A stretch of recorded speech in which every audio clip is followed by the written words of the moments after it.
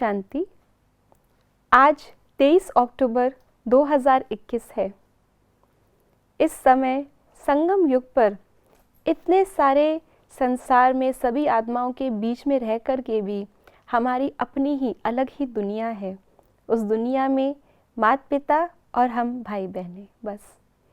तो यही आधार बनता है, यही हमारी साधना हमें आगे भी क्या प्राप्ति कराती है। आइए जानते हैं बाबा के अव्यक्त इशारों के द्वारा। एक बाप दूसरा ना कोई, यही आपकी अखंड अटल साधना है। यह अखंड अटल साधना वहाँ अखंड राज्य का आधार बना देती है। यहाँ का छोटा सा संसार, बाप दादा, माता पिता और बहन भाई, वहाँ के छोटे संसार का आधार बनता है। ये कितनी रहस्य की बात है कि रावण की दुनिया, रावण का परिवार और राम का परिवार। राम कितना शक्तिशाली अर्थात परमात्मा जो सारे संसार के मालिक हैं, लेकिन अगर परिवार की बात की जाए, जिस परिवार में हम बाबा को माता पिता बनाते हैं, वो परिवार बाबा का कितना छोटा है। कितनी कोटों में कौ और कौ में भी कौ आत्माएं हैं उस परिवार में।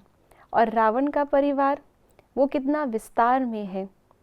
ऐसे ही बाबा कहते हैं जब सृष्टि का आदि होता है तो कितनी थोड़ी सी आत्माएं उस सृष्टि पर होती हैं। और उस छोटे से परिवार का हिस्सा बनने के लिए हमें सच में सबसे स्पेशल, सबसे अलग और सबसे उत्तम होना पड़ता है। उसके बाद जैसे जैसे समय बढ़ता है, त्रेता युग में हम आते हैं तो परिवार भी बड़ा होता है। तो इतना स्पेशल हम बन सके, उसके लिए हमारी इस समय की साधना भी इतनी ही स्पेशल है। और वो साधना है एक बाप दूसरा ना कोई, अखंड साधना। जिस साधना में हमारे बाबा के साथ की लगन में और कोई भी आत्मा या और कोई भी स्मृति, हमारे अपने शरीर की स्मृति भी हमारी उस लगन को खंडित ना कर सके।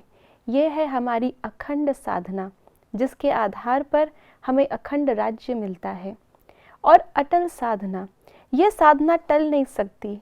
ना कोई और समय मिलना है हमें इस साधना के लिए, और ना ही जो समय मिला है उसमें हम अलबेले हो सकते हैं।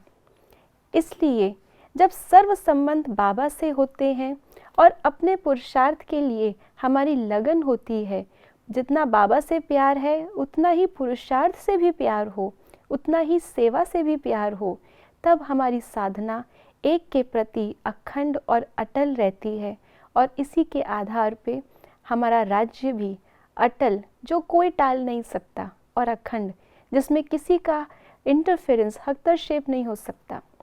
तो ये हम प्राप्ति करते हैं वर्तमान समय के साधना के आधार पर।